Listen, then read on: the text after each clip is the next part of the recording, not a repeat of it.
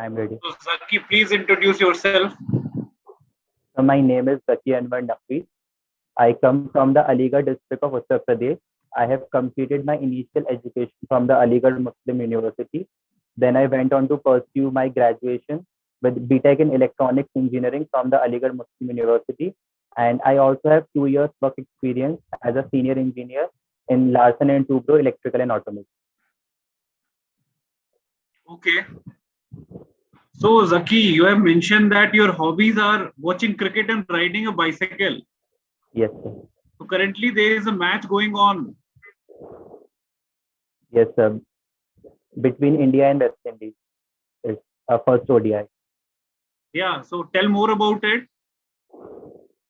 So India is touring the West Indies, and it's a white ball series in which 3 one-day internationals will be played and 3 T20s will be played. And in the one-day, Zaki, India please give me 1 minute. Okay. So you are from Aligarh. Aligarh is known for some industrial product. What is that? Aligarh is known for the lock industry. How is it doing right now? Right now, also it is doing very good, and the locks of Aligarh are renowned all over the country, as well as a large number of locks are exported to different foreign countries also. So this, what is the status of automation in this industry? Its status of automation is not very good because in Aligarh, most of the industrial work is being done manually. And so, should we do push for automation in this sector? Yes, sir. We can go for automation for in this sector also. But in Aligarh, it has not been possible because of the lack of investment is not there. That is why the automation has not happened. Okay. But don't you think if we push for automation, then the advantage that Aligarh has will go? Anyone can then start the lock plant anywhere in the country or anywhere in the world. So basically, it depends on the process, that what process you are following. So it's very difficult to replicate the process. But if automation is being done in that particular process, then that particular lock will be basically of that build and quality that is being built in Aligarh is not possible to replicate it anywhere else. Okay, so have you visited any of these, farms, companies, establishments that make locks? No, sir, I haven't visited. Okay. So are these like small companies or big companies? Any idea to you? Sir, some are very big companies like Link Lock, that is renowned all over the world as well as all over India. And some smaller manufacturers are also there that basically are home-based industries that are preparing locks in their own home. So both kinds of industries are available in Aligarh. Some are very renowned and very big, and some are small. Okay. So you like watching cricket? Today is a cricket match. Yes, sir. Are you watching it side by side? No, sir. No, sir. You're not? Okay. So in recent times, cricket has changed a lot. Yes, sir. So give me 3 points how cricket has changed in the last 20 years. Today we are in 2022. Compare it with like around 2002 or something like that. So how do you see? Give me 3 points. The first major change that has happened in cricket is now we are moving towards the shorter format. Like initially there was no T20 cricket, but now the most watched version of the cricket is the T20 cricket that takes the minimum time. You can move on to second point. The second point is basically, sir, now the cricket is basically more basically anyone, like the domestic leagues are becoming more popular. Apart from the international cricket, the cricket boards are more focusing on domestic leagues so that the domestic talent can get a chance. And we see nowadays that people from the rural areas and from very poor backgrounds, they are also basically getting a chance through IPL, and they are basically making very big at the international level. And third difference that has been made is in the test cricket. Earlier, basically, test cricket used to be considered very boring and time consuming, but nowadays we are saying that after T20, the most watched version of cricket has been a test cricket because of the newer techniques that the batsmen and the teams are involving, like the recent baseball technique that was used by the England in the test against India. Okay, World Test Championship. Have you heard of it? Yes, sir. So any do you find any, there are so many positives associated with it. Do you see any negatives also? So the negatives with World Test Championship, at present I am not able to think about any negatives. Okay. And you were working in a very nice company and a nice job. Why did you leave it? So initially, I got placed during my final year in campus placement. So from the final year itself, I had certain inclination towards the civil services. But then I joined Larsen and Toubro, and I decided that I will work there for 2 years.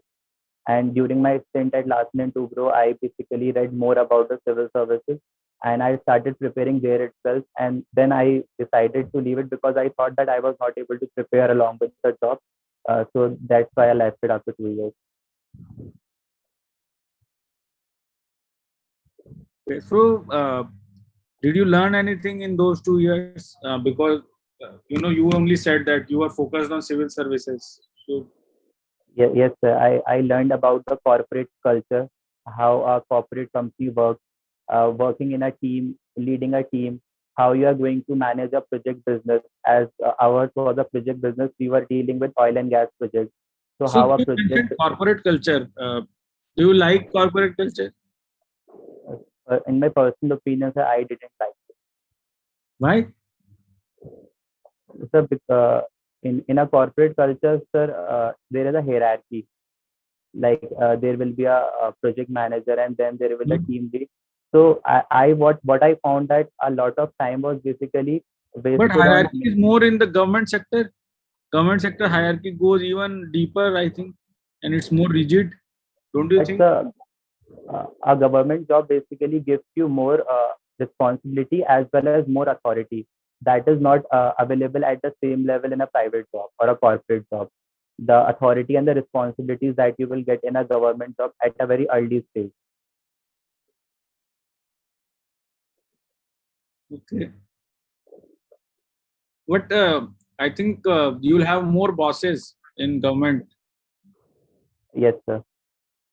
What is the use of authority when you have so many, seniors But and juniors? at your level, you will be given some power. So whatever things are under your control, you will be the decision maker in those cases. Okay. Okay. So let's look at a scenario. Let's say you are selected as an enforcement officer, and a poor family comes to you. They are crying, and they are very, in a haphazard state. What has happened is that one of their family members has died during an accident in a factory, and the problem is that you must have heard about EDLI scheme, right? Yes, sir. Okay. So in EDLI scheme, as you are not eligible for insurance unless you have completed a certain number of years as Yes. a contributor to EPFO. And what has happened is that, let's say if the limit is 5 years, the person has died just one day before that completion of 5 years. And now he's not eligible for that insurance, minimum insurance sum of whatever 2 lakhs or whatever is there. So now that family is requesting that please help us do something. So then what will you do as an enforcement officer? Sir, as an enforcement officer, basically from my side, I will basically talk to my seniors if anything can be done and any relief can be. And while basically going to provided. seniors, you have your, as you mentioned, now you have power, authority, everything in your position. While But sir, under the Act, it requires 5 years of continuous service. So as per the rules and regulations, I won't be able to provide them under any relief under the EPFO Act. So that is what your seniors will also tell you. Then what will you do? So if my senior would be having any power, then I will talk to him. Otherwise, I will try to provide them any relief from any other scheme of the government that would be present at that moment of time, that would be providing any insurance to the worker. Apart from the EDLI scheme, if there would be any other scheme, that I will be telling them about that particular scheme, so they can avail that particular scheme and get some benefits. But then what is the use of that power and authority and everything when you can't even help any person? If you are going to do everything by the law, then anyone can do it. So because we will be basically working as enforcement officer to enforce the EPF Act.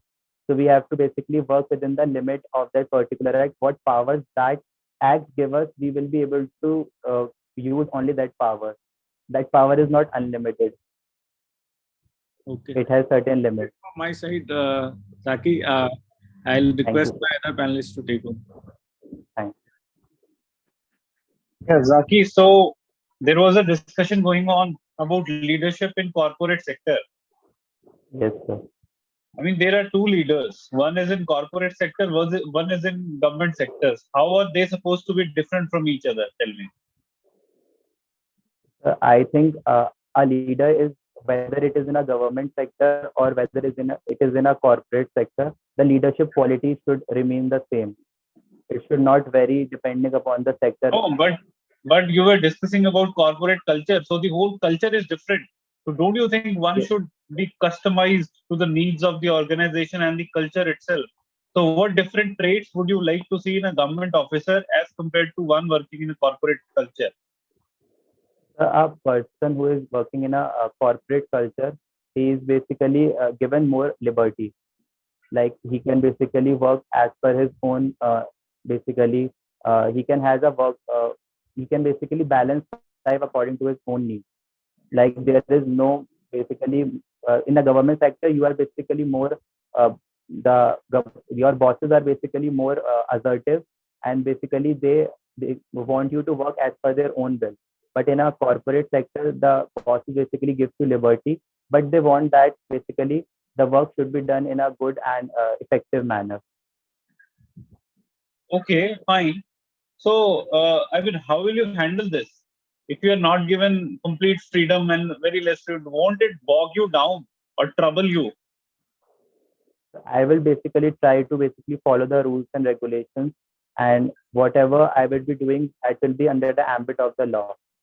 So no, if won't I you am not, feel that you were better off in the corporate culture because there was at least some amount of freedom to work? in government sector also now changes are being coming, and basically we are moving towards good governance. So more liberty and freedom is being provided even within the government sector, and the government is basically working towards that. So in future, basically we will be much more liberty and freedom will be provided to in government service.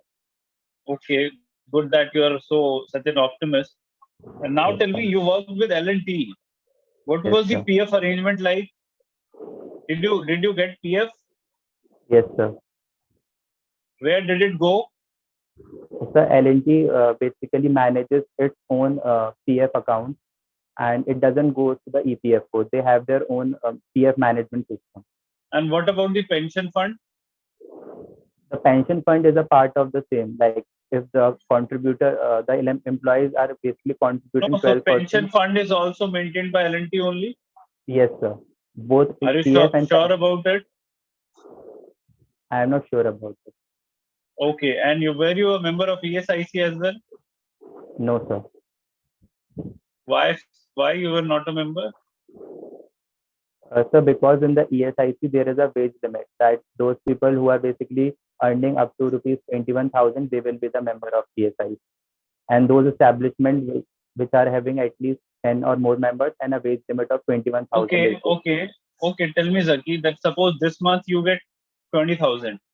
You are a member of ESIC. Next month you get 22. You are not a member.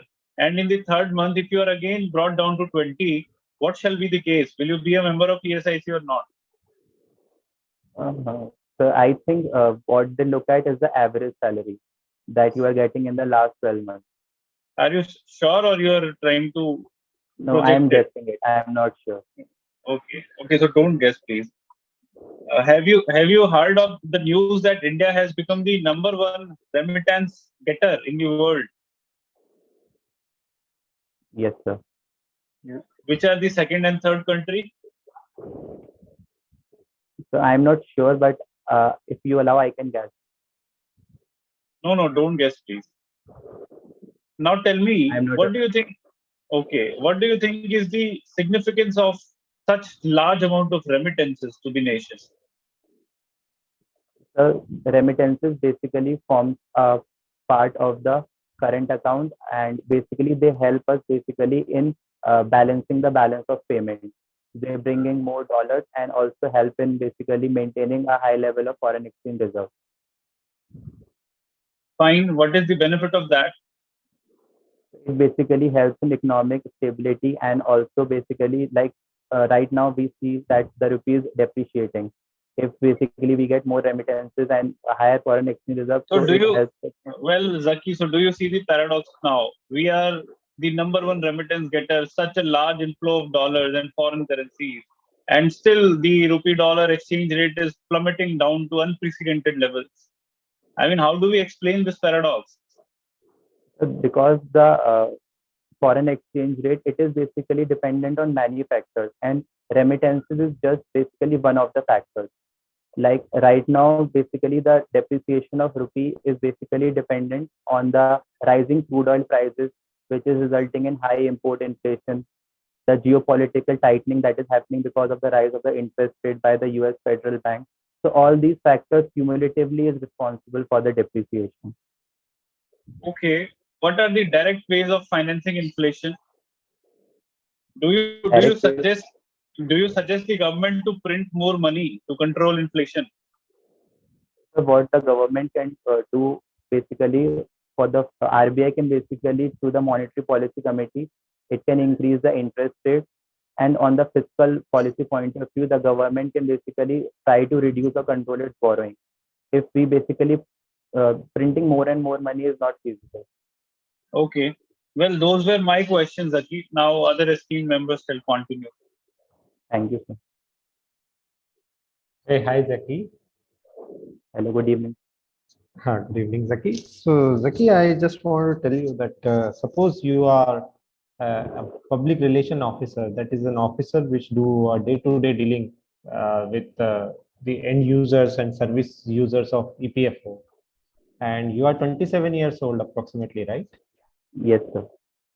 So if a 27-year guy comes to you and it will say that, sir, currently I'm unemployed and my family conditions are not very well and I need some social security. So what all government schemes would you suggest to a guy like you for a 27-year-old coming to you in a public relation office?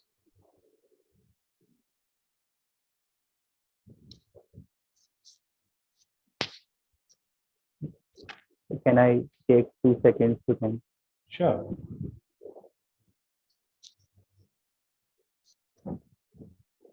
So what I can suggest him is that if he was previously employed in some establishment, so he can basically withdraw the PF account that was accumulated, and there are certain schemes of the government like Rajiv Gandhi Bimat Kalyan Yojana, which basically gives you social security for 3 months, up to 3 months if you are employed in an establishment, and after that if you are unemployed for a period of 3 months, so they will provide you certain income. So that can be one of the things that I can suggest to him. At least suggest 3, whichever you can say right now. The guy is very much need of social security, a family, maybe married, having a kid. I can recommend him some jobs that I am aware of. If there are certain vacancies, or if I know someone who is basically looking for some help, so I can recommend him those jobs also. Okay, that is your second solution. I'm looking for one more, like a mature person who is preparing for UPSC right now. Anything which you can say that? You can imagine yourself, a guy like you, 27-year-old, coming to you. I am not able to think right. All right, no worries. So, Zaki, just tell me, what's your understanding the difference between public provident fund and employees provident fund? Employees Provident Fund is basically under the EPF Act of 1952, in which all those people who are working in establishment having 20 or more workers and having a salary cap of 15,000, they have to mandatory contribute 12% of their wages into the EPFO. That is the Employees Provident Fund. And Public Provident Fund, there is no such cap, and that is a voluntary scheme. Anyone who wants to basically contribute, they can contribute in the PPF. Okay, so what are the advantages of employees provident fund over public provident fund? It basically gives you basically security for your future. Basically, when you are going to retire, or if there is any unforeseen circumstance like unemployment, sickness, or basically you need some money for education or marriage. So basically, you can take out from that fund, and at the same time, this fund also provides you a high rate of interest. So that is your savings that you are going to use in the future. Okay, any advantages of public provident fund over employees provident fund? I am not aware of it. All right. So, Zaki, this hiring is for recruitment is for enforcement officer and account officer. So, how do you differentiate both the roles as per your understanding? So what I understand is that enforcement officer is a field job, that you have to basically enforce the Employees Provident Fund Act in all the establishments that are coming within your jurisdiction.